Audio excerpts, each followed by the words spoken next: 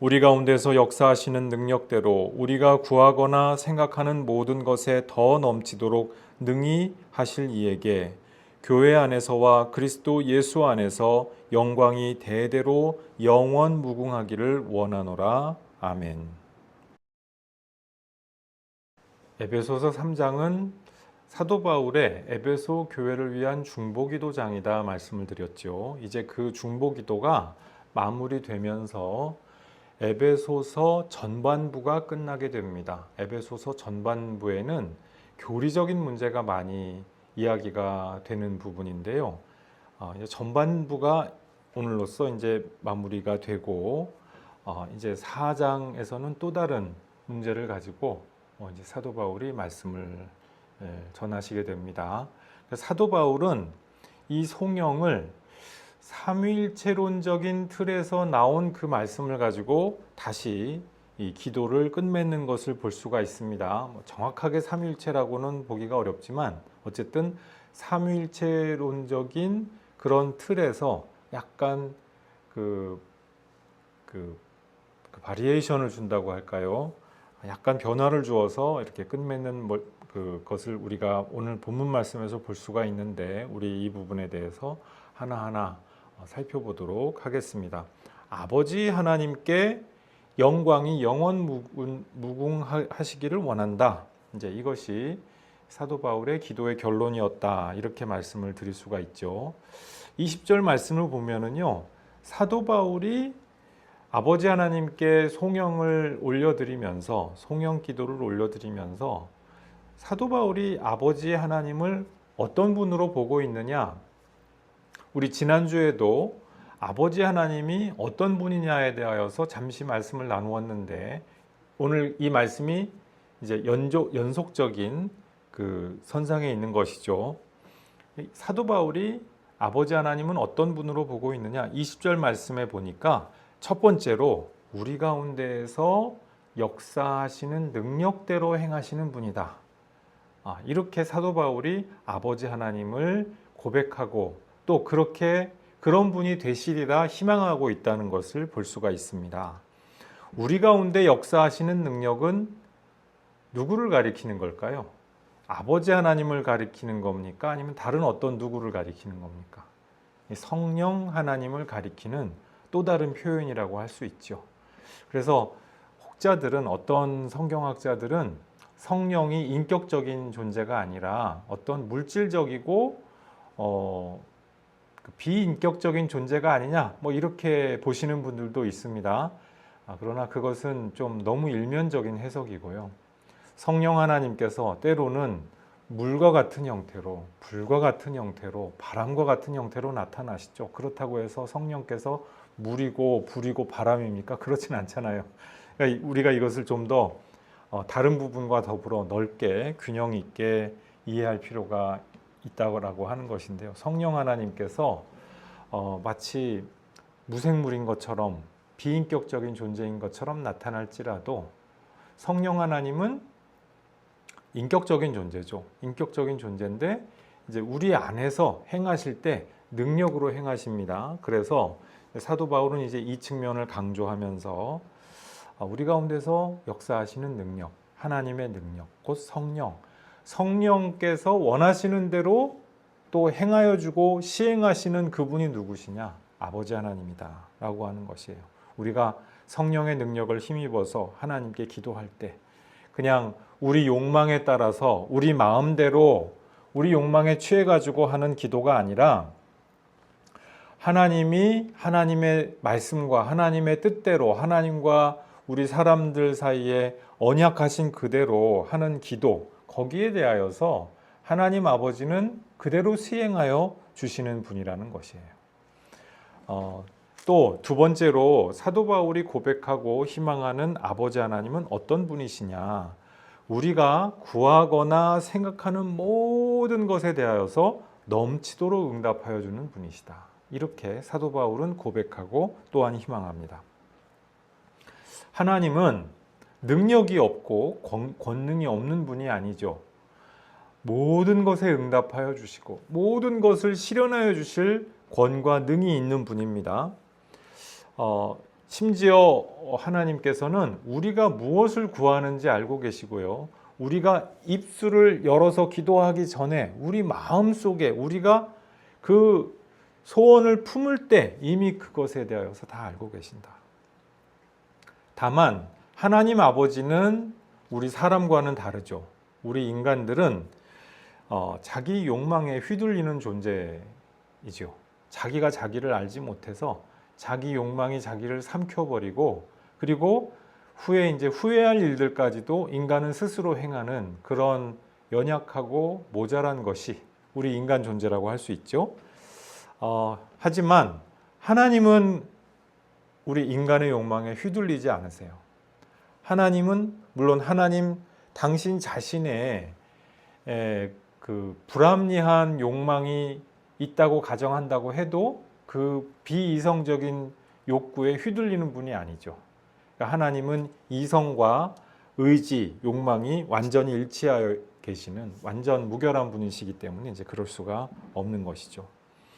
그래서 우리가 하나님께 기도를 많이 하면 막 1000번째 뭐 1000일 동안 기도를 계속한다. 우리 그런 이야기 있잖아요. 1000번째가 원래는 그 뜻이 아닌데 막 1000일 동안 계속 하나님 들어주시옵소서, 이렇게 하여 주옵소서. 그러면은 내 욕심대로 내가 관철하고 싶은 그 기도의 욕망과 그 집착대로 하나님이 조정받으십니까? 하나님을 내가 움직일 수 있습니까? 그럴 수 있다고 착각하지 말자는 것이에요. 하나님은 인간에게 가스라이팅 당하는 분이 아니시기 때문에 그렇습니다. 우리가 경건한 소원을 품고 하나님 나라와 그의 의를 위하여서 그것을 우리의 마음에 품고 우리 심령에 품고 그것을 기도할 때 거기에 대하여서 하나님이 응답하고 시행하겠다 하셨지, 너희들이 욕망을 마음껏 기도를 통해서 분출해 보아라, 내가 뭐든지 다 들어줄게, 나는 도깨비 방망이야, 그런 분이 아니시죠. 우리 인간이 만일에 하나님마저 가스라이팅 하려고 하면서 우리 기도를 통해서 우리 욕망을 관철시키려고 한다면 그것은 기도가 아니죠. 이미 주문이나 주술 행동이 아니겠습니까? 그러니까 기도는 하나님과의 살아있는 대화죠. 우리가 벽 보고 외치는 게 아니잖아요. 기도라는 것이 내가 그냥 미리 정해놓고 다 답을 내가 다 정했어, 이렇게 안 들어주면 하나님 당신은 없는 거야, 이렇게 하면서 그 기도를 한다면 그 기도는 이미 기도가 아니죠. 그건 주문이나 주술이죠. 내가 지성 드리는 것이죠. 상대방이신 하나님께 그 다음을 맡겨드리는 겁니다. 그 다음을 맡겨드리고 하나님께서 어떻게 응답하실지 기다리겠습니다. 이것이 정상적이죠. 이것이 기도의 참모습이라고 할 수 있죠. 이번에 그 우리나라 그러니까 재미 교포죠. 그분이 이제 예수님에 관하여서 어린아이의 시각에서 찰스 디킨슨의 그 이야기를 토대로 해가지고 애니메이션을 만들었는데 그것이 미국에서 박스오피스 1위하고 막 대단한 선풍적인 히트를 쳤다고 하죠. 근데 이 애니메이션을 한 분이 이제 만든 분이 한국인 감독인데 그분의 말씀을 들어보니까 그분이 굉장히 흥미로운 말씀을 하시더라고요. 이 프로젝트가 굉장히 오랫동안 수년 전부터 기획이 됐었대요. 근데 누가 갑자기 예수님에 관한 애니메이션을 영화로 만들려고 하겠냐는 거예요. 이 어려운 불경기에.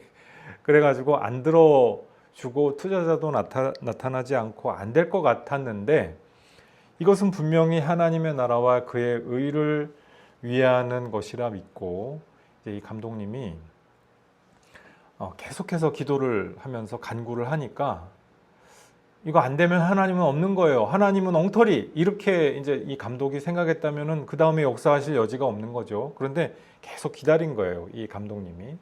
그런데 이제 그 투자를 받고 한 편의 애니메이션으로 나오기까지 모든 그 중간 단계라는 게 있잖아요. 그 단계가 단계마다 지나놓고 보니까 처음에는 안 되는 것 같았는데 이 감독님이 생각해보지 못했던 방식으로 기도가 다 기도를 응답을 해주시더래요.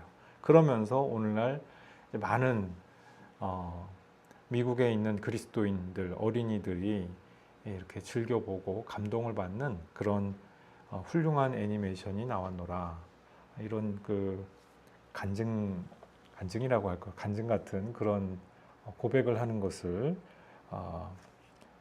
볼 수가 있습니다. 유튜브에 찾아보시면 그 간증이 나올 텐데요. 그 김학철 목사님하고 같이 이렇게 대담하는 그 내용에서 저는 봤는데, 이렇게 기도는 하나님의 살아있는 응답을 기다리는 기다림의 사건이죠. 그러니까 내가 해놓고 막 주문을 외가지고 관철시키고 움직이고 그러면 내가 권능이 있는 그것이 아니라 하나님께 그 다음을 기다리면서 마음의 여백을 하나님께 드리는 겁니다. 그러면은 하나님께서 우리가 하나님 나라와 그의 의를 구하는 거기에 상응해서 거기에 맞게 하나님께서 응답하여 주실 때 어떻게 응답하신다고요? 하나님 아버지께서는 가장 좋은 것으로, 가장 최선의 것으로 우리가 생각해 보지 못한 방향에서까지 넘치도록 응답하시는 분이시다. 사도 바울은 지금 이것을 말씀을 하죠. 사도 바울 스스로 우리 사도행전을 읽어보든지 또 바울 서신을 보면은 사도 바울이 이 선교 계획을 세우고 그것을 관철하려고 할 때 다 선한 계획이잖아요. 내가 그리스도의 복음을 전할 거야. 그런데 복음을 전할 때 하나님이 왜 나를 인도해 주시지 않지? 왜 이것이 만사형통하게 하여 주시지 않지? 어째서 내가 데살로니가 교회에 가려고 하는데 나를 막으시지? 하나님 나빠. 하나님 미워. 하나님 엉터리. 하나님은 없는 거야. 그러고 갈라섰어요? 하나님하고 사도 바울하고? 아니죠. 사도 바울도 기다린 겁니다. 성령이 더 가게 하시는 것을 막으시니까 이거 어떻게 된 거지? 아시아로 더 가고자 하는데 막으셨어요. 어떻게 된 거지? 하나님 엉터리. 바로 하나님 없는 거야. 맞습니까? 아니죠. 사도 바울조차 기도할 때 막힌단 말이에요. 선한 계획인 것 같고 우리 인간이 생각할 때 이게 돼야 될 것 같은데 안 돼. 그럼 에이 하나님 없어. 아니면 내가 잘못했나 봐. 이게 아니고 아시아로 길을 열어주지 않으시니까 하나님 제가 어디로 가기를 원하십니까? 알려주옵소서. 사도 바울이 그 다음에 마게도니아인의 환상을 본 것 아니에요. 우리를 와서 도와주십시오. 그렇게 해서 그 다음에 루디아를 만나게 되고 루디아를 통해서 마케도니아 지역이 회심하게 되는 놀라운 역사가 나타날 수 있었던 것 아닙니까? 그러니까 우리의 기도가 바로 그와 같은 모습이 되는 것이 마땅하다는 것이죠. 우리가 당장 혹은 요 몇 년 내 뜻대로 내 원대로 안 된다. 그러니까 에이씨 하나님 엉터리 나 안 해.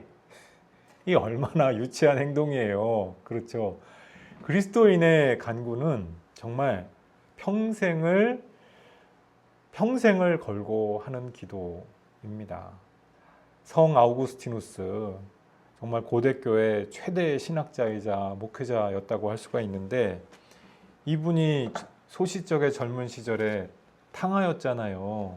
잘 나가는 당대 수사 교수, 요새로 얘기하면 토크 콘서트 같은 거 할 수 있는 그런 그 재주를 가리키는 교수였잖아요. 그 당대 최고의 인기 직종이었는데 인기 직종이다 보니까 이제 그 어떤 그 여자분하고 또 결혼도 안 하고 그냥 동거해가지고 또 애도 낳고 막 완전히 맘대로 근데 그 엄마가 그걸 보면서 얼마나 속상했겠어요. 그리스도인인데. 그래가지고 기도하다가 그 아우구스티누스의 고백록을 읽어보면 재밌는 장면이 나와요. 너무 속상하니까 이 엄마가. 아우구스티누스의 엄마 모니카가 너무 속상하고 너무 괴로우니까 이제 술을 홀짝홀짝 드시면서 우리 술 먹으면 큰일 난다고 그러잖아요. 술을 홀짝홀짝 와인 같은 거를 이제 드신 거예요. 그러면서 하나님 우리 아들내미 왜 이렇습니까? 하고 이제 기도를 한 거죠. 그렇게 하길 몇 년? 수십 년을 한 거예요. 이게 보통 싸움이 아니에요. 우리가 기도하는 것은 정말 평생을 걸고 하는 싸움과도 같다고 할 수가 있는 것이죠. 그런데 거기에 대하여서 넘치게 응답하여 주시는 분이 바로 아버지 하나님이다. 아버지 하나님의 이 영혼의 관점에서는요, 우리 인간들의 몇 년 세월은 그렇게 긴 세월이 아니에요. 우리 평생이나 요 몇 분이나 하나님의 영혼에서 보면 똑같아요. 그렇지 않겠어요? 그러니까 하나님이 보시는 가장 좋은 때에 응답될 줄로 믿습니다. 모니카의 눈물의 기도, 정말 심지어는 와인잔을 기울이면서 그렇게 하나님께 속상해서 올렸던 그 기도 다 응답이 되잖아요. 2000년 세계 교회사의 길이 남는 위대한 신학자로서 대성하게 되잖아요. 그 탕하였던 아우구스티누스가 변화해서 세계 교회가 기억하는 위대한 신학자의 목회자가 됐잖아요. 우리의 삶 가운데에도 이렇게 우리의 평생의 기도 제목이 위대하게 넘치도록 응답받는 역사가 일어날 줄로 믿습니다. 세 번째로 하나님은 어떤 분이십니까? 사도 바울이 고백하고 희망했던 아버지 하나님은 능히 하여 주시는 하나님이십니다. 우리가 하나님의 전지전능하심을 믿고 신뢰할 필요가 있습니다. 이 세상을 이렇게 눈을 들어서 바라보면은요, 정말 이 악한 권세와 그 위세가 참 뭐라고 할까요? 정말 어마어마하죠. 막 인간의 생사 여탈권을 그 악한 권세들이 다 가지고 있는 것 같고, 세상은 끊임없이 어두워지고 끝이 보이지 않는 것 같고, 하나님이 아니라 악마가, 사탄이 이 세상을 꽉 잡고 있어서 하나님 나라와 그의 의는 실현 불가능한 것이 아니냐, 정말 그 좌절과 실망감이 우리를 엄습해 올 수가 있습니다. 이 세상이 돌아가는 그 모습을 볼 때 이게 끝인가? 이게 결국엔 여기까지인가? 이런 우리가 실망을 얼마든지 할 수가 있다는 것이에요. 그런데 지금 사도 바울이 세 번째로 말씀하는 아버지 하나님의 모습은 어떠한 것입니까? 아버지 하나님께서 하나님 나라와 그의 의가 실현되고 성취되게 하는 것, 이것을 어떻게 하신다고요? 능히 하신다. 능히 하여 주시는 분이시다. 그의 나라가 반드시 이 땅에 임한다. 바로 이것이죠. 그래서 근데 이제 이 땅에 임하는 하나님 나라와 그의 의가 우리의 좁은 이해관계, 우리의 좁은 관점, 우리의 좁은 이 전통적인 생각으로 그대로 임하지 않으면 임하지 않는 거야. 요건 하나님을 대단히 오해하는 거죠. 예수님 초림 때 유대인들, 바리새인과 사두개인과 대제사장, 서기관들, 이런 사람들이 하나님께 말하자면은 뒤통수를 맞은 것 같은 충격적인 경험을 하잖아요. 하나님이 오시긴 오셨는데 어떻게 됐어요? 자기들이 원하는 그 방식으로 안 온 거죠. 시온에 장엄하게 오셔가지고 모세 때 시내산에 오셨던 것처럼 장엄하게 오셔가지고 세상을 그냥 확 뒤집어 놓은 그런 어떤 새로운 유다 왕국이 그걸 원했던 거잖아요. 근데 그런 강력한 왕국이 아니라 막 오셔가지고 십자가에 달리시죠. 막 채찍에 맞으시죠. 그러면서 막 피를 흘리시네. 그러니까 이 사람들이 정신줄이 나가버린 거예요. 이성의 끈을 놓아버린 거예요. 내가 믿는 하나님은 이런 하나님 아니야. 이런 하나님은 없어! 라고 이야기를 하는데 우리가 하나님을 전적으로 신뢰해야 됩니다. 성경에 근거해서, 하나님의 계시 사건에 근거해서 하나님을 전적으로 신뢰하고 이것이 능히 하나님이 이것을 하여 주시리라고 하는 것을 믿고 기다려야 합니다. 그의 나라가 이 땅에 반드시 임할 거예요. 이 세상이 정말 환경도 엉망이고 세계의 정치를 보십시오. 얼마나 엉망인지. 대한민국의 정치 사회를 보십시오. 얼마나 엉망인지. 이걸 보면서 우리가 하나님 나라를 바라는 것은 예수천당 불신지옥 하면서 세상과 나는 상관없지 나는 그냥 천국에만 뿅 하고 가면 되지. 이건 참된 기독교 신앙이 아니라고 그랬죠. 영지주의식으로 믿는 거죠. 타계주의적인 그런 신앙은 기독교 신앙이 아니죠. 이 역사와 현실에 진정으로 참여하고 우리의 마음과 생각으로부터도 참여해야죠. 그래서 이 땅에서 신문을 잘 보고 미디어를 잘 볼 필요가 있다고 말씀드리지 않았습니까?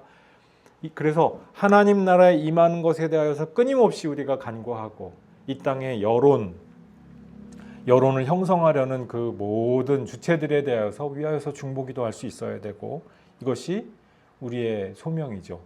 그런데 이게 뜻대로 생각처럼 쉽지는 않습니다.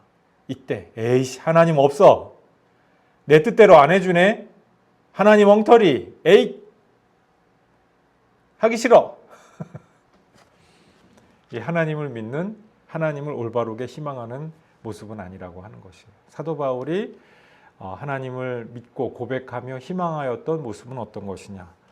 하나님 아버지는 능히 하여 주시는 분이다. 이것을 믿고 그 하나님께 간구를 드렸다라고 하는 것입니다. 자, 21절 말씀 보니까 삼위일체론적인 그 정식의 틀에 따르면 성령이 나오셔야 될 것 같아요. 그런데 우리가 보는 대로 교회가 나왔고요.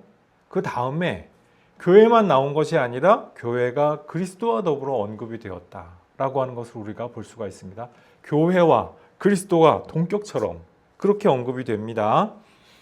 자, 그래서 아까 우리 말씀드렸죠. 성령은 20절 가운데 이미 암시가 되었어요. 우리 가운데 역사하시는 능력이 성령을 암시하시는 표현입니다. 근데 여기 그러면은 앞에 줄에서 이미 나왔던 서두에 응답했던 것을 다시 한번 받았는데 그것을 교회라고 표현을 했거든요. 교회가 성령의 능력, 성령의 역사하시는 능력 안에 있다는 얘기 아니겠어요? 그래서 위르겐 몰트만이라고 하는 21세기까지 최근까지 생존하셨던 위대한 신학자, 21세기 초반에 아주 위대한 신학자가 있는데 이분이 쓰신 책 중에 유명한 책 제목이 성령의 능력 안에 있는 교회입니다. 교회가 어떻게 해서 교회냐? 성령의 능력 안에 있음으로써 교회다. 그래서 하나님 나라의 지평 안에서 이 교회의 지평이 넓어지는 바로 그것이 교회의 선교적인 소명이다. 이제 이런 이야기를 몰트만이 하시는데 교회가 바로 그런 교회죠. 성령의 능력 안에서 성령의 역사하심을 따라가고 거기에 쓰임받는 한 교회는 교회일 수가 있다라고 하는 것입니다. 자, 교회 안에, 우리가 교회 안에서 머물고 있는데 이 오늘 본문 21절 말씀에 보면은 거기에 또 동격으로 예수 그리스도가 언급이 되죠. 교회와 그리스도가 동격입니까? 그 문자 그대로는 동격일 수가 없잖아요. 근데 지금 사도 바울이 이렇게 말씀을 하시는 까닭이 무엇일까? 성령의 능력 안에 교회가 우리 그리스도인이 기꺼이 거하고자 할 때, 기꺼이 머물러서 성령의 이끄심과 부르심과 일하심에 내가 또한 응답하고 동참을 할 때 어떤 일이 이루어지게 되느냐? 성령의 역사를 교회 가운데에서 우리 그리스도인의 삶 가운데서 받아들여서 그리스도가 우리 안에 머물러 계시고 견고히 우리 존재 안에 뿌리 내리도록 우리가 우리의 삶의 자리를 내어드릴 때 어떤 변화가 나타나느냐? 교회가 사도 바울이 지금 21절에서 고백하는 것처럼 교회가 그리스도와 연속선상에 있는 교회는 머리요, 교회의 머리는 그리스도요, 교회는 그리스도의 몸이 되는 연속선상에 있는 그러한 존재로 우리 교회가 높임받는다 이거예요. 교회가 우리 인간들의 모임으로서는 그것이 크던 작던 인간적인 관점에서 아무리 장엄하고 화려할지라도 인간적인 관점에서 그 초라하고 보잘것없는 작은 그야말로 우리 같은 교회라고 할 그 교회와 하나님의 영혼의 관점에서 볼 때에는 아무것도 아닌 거예요. 차이가 없는 거예요. 그렇죠? 그런데 성령의 능력 안에 있다고 한다면 성령의 능력과 더불어서 거기에 응답하고 거기에 호응하는 교회라고 한다면 높으나 낮으나 크나 작으나 그 교회의 위상은 어디까지 간다고요? 그리스도와 동격이라는 것이에요. 왜? 하나님의 영광에 동참하는 존재로서 지금 부름받아서 영원하도록, 그렇게 영원무궁하도록 하나님과 함께 현존할 수 있는 그런 영광된 자리로 초청받았기 때문에. 자, 그래서 아버지 하나님의 영광이 영원무궁하시도록 지금 사도 바울이 성령 기도를 올려드리잖아요. 그런데 이게 끝이 아니에요. 보십시오. 교회 안에도 그리스도 안에서처럼 아버지 하나님의 영광이 영원무궁하도록 계시기를 구하고 있다라고 하는 사실이에요. 우리가 영광 가운데 있는데 그 영광이 아버지 하나님께서 영원 전에 독생자 예수님, 예수 그리스도 성자 하나님과 함께 계셨던 그 영광과 동일한 영광을 우리 그리스도인들 교회도 함께 누릴 수 있도록 그렇게 초대하고 계시다는 것이죠.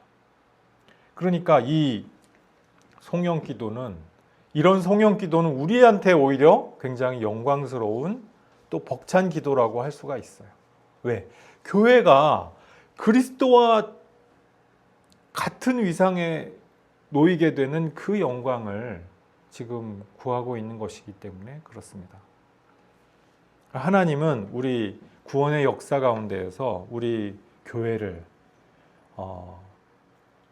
하나님 영광의 파트너로서, 하나님의 언약에서, 하나님 구원 경륜의 파트너로서 불러주고 계십니다. 이 영광이 우리에게 예비되어 있고 또 예정되어 있다라고 하는 것이죠. 자, 그런데 이 영광에 대해서 우리가 조금 더 묵상하여 볼 필요가 있습니다. 이 영광은 어떤 영광입니까? 이 세상에서 말하는 장엄하고 화려한 영광인 것 같지는 않다는 것이에요. 우리가 자연의 영광, 세속 권력의 영광 가능하죠. 가능한데, 그런데 성경을 통하여서 신약과 구약에서 말씀하시는 영광이 그 영광이냐? 그런 것 같지는 않지 않습니까? 구원사를 통하여서 신약과 구약의 그 구원 역사를 통하여서 나타난 영광은 분명히 십자가와 부활의 그리스도시잖아요. 그리스도가 어떻게 영화롭게 되셨느냐? 화려한, 솔로몬이 누렸던 것 같은 그 화려한 실크옷을 걸치고 화려한 궁궐에 앉아서 그렇게 다녔기 때문에 그리스도가 영화로우셨습니까? 금 보좌에 앉아서 다이아몬드 인장을 가지고 그렇게 하셨기 때문에, 다이아몬드 왕관을 쓰셨기 때문에 영화로우셨습니까? 아니잖아요. 정반대였잖아요. 십자가와 부활의 그리스도가 영화롭게 되신 영광은요, 십자가의 길, 고난의 길을 걸어갔기 때문에 영화로웠던, 심지어는 부활 이후에 영화로우신 것이 아니라 이미 공생의 기간 동안에 사람들 가운데서 그 낮아지시고 힘든 그 가운데에서 이미 아버지 하나님께서 내가 너를 영화롭게 하였다, 그렇게 말씀하지 않으셨습니까? 이 영광은 세상 영광과 같은 것일 수가 없습니다. 가시적으로 우리가 육체의 눈으로 물리적으로 볼 때 화려하지도 웅장하지도 않을 수가 있다라고 하는 것이죠. 근데 교회가 하나님 아버지와 함께 그리스도와 동격이 되는 것과 같은 그러한 영광을 누리게 되는 것은 어떠한 때입니까? 이 세상 영광을 추구할 때가 아니라는 것이죠. 우리에게 주어져 있는 십자가의 길을 온전히 걸어갈 때, 우리의 길을 온전히 걸어감으로써 그리스도를 온전히 뒤따를 때, 교회에는요, 우리 개인으로서나 우리 전체로서의 교회로서나 그 각각 우리 모두에게는요, 우리가 깨닫든지 깨닫지 못하든지 그리스도의 영광이 이미 깃들어 있다라고 하는 사실이에요. 그리스도와 동급으로 아버지 하나님께서 봐주시는, 우리가 동급이어서가 아니라 아버지 하나님께서 우리를 그렇게 봐주시고 그렇게 선언하여 주시기 때문에 우리가 그리스도의 옆자리에 있게 되는 이 벅찬 영광이 있게 된다라고 하는 것입니다. 우리가 당장 보거나 만지거나 냄새를 맡아보거나 심지어는 깨닫지 못할 수도 있습니다. 그러나 그렇다고 해서 에이, 나는 보지도 못했어, 듣지도 못했어, 만져보지도 못했어, 냄새도 못 맡았네, 깨닫지도 못하겠어, 에이, 하나님 엉터리, 난 갈래. 이거 맞아요? 이게 올바른 믿음입니까? 믿음은요, 보이지 않는 것을 믿기 때문에 믿음입니다. 오늘 로마서 8장 오전 예배 시간에 우리 함께 읽지 않았어요? 보이지 않는 것을 바라고 소망하기 때문에 그것이 믿음일 수가 있고요. 우리의 입술을 열어서 우리가 아직 얻지 못했으나 그럼에도 불구하고 하나님께 소망을, 우리의 소망과 고백을 아뢰기 때문에 그것이 믿음이고 하나님께 품는 소망일 수가 있습니다.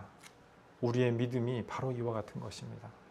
교우 여러분, 우리의 삶 가운데 우리 각자에게, 우리 교회에, 우리 일생 가운데 우리에게 각자 주어져 있는 십자가의 길이 있는 줄로 믿습니다. 이 십자가와 부활로 가는 이 여정을 우리가 마다하지 않고 피하지 아니하고 이 가운데에서 하나님의 영광이 임하셔서 우리와 함께하여 주시기를 우리가 기도하여야 할 줄로 믿습니다.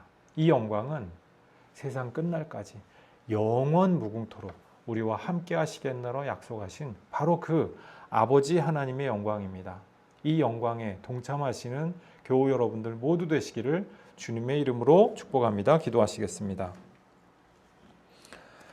아버지 하나님, 우리를 하나님의 위대한 영광 가운데로 초청하여 주시고 불러주시는 것을 감사합니다. 주님, 우리가 하나님께 참으로 온전한 송영 기도를 드리게 우리의 기도의 내용과 본질과 그리고 목표를 다시 점검하여 볼 수 있게 도와주옵소서. 우리가 입술을 열어서 기도하는 내용이 아버지 하나님의 진정한 영광을 위하여서 하는 것일 수 있게 도와주시옵고, 내 욕망과 내 욕심을 관철시키기 위하여서 하는 그와 같은 하나님을 가스라이팅하고 세뇌하고 조작하려는 헛된 시도를 주님 내려놓을 수 있도록 우리의 마음과 뜻과 생각을 변화시켜 주시고 바꾸어 주시옵소서. 우리의 마음과 뜻과 생각이 하나님의 말씀에 비추어서 객관적으로 성찰될 수 있게 도와주시옵소서. 주님께서 우리가 하나님 나라와 그의 의를 구할 때 무엇이든지 시행하겠노라 약속하여 주셨사오니 주님께서 무엇이든지 실행하여 주시는 그 영광을 위하여서 우리가 진정으로 간구하는 하나님의 백성들 모두 될 수 있도록 은혜 내려 주시옵소서. 이 영원 무궁한 하나님의 약속된 영광을 위하여서 우리의 삶이 변화되고 또한 변모되는 놀라운 은혜 허락하여 주시옵소서. 감사드리옵고 예수님 이름으로 기도드리옵나이다.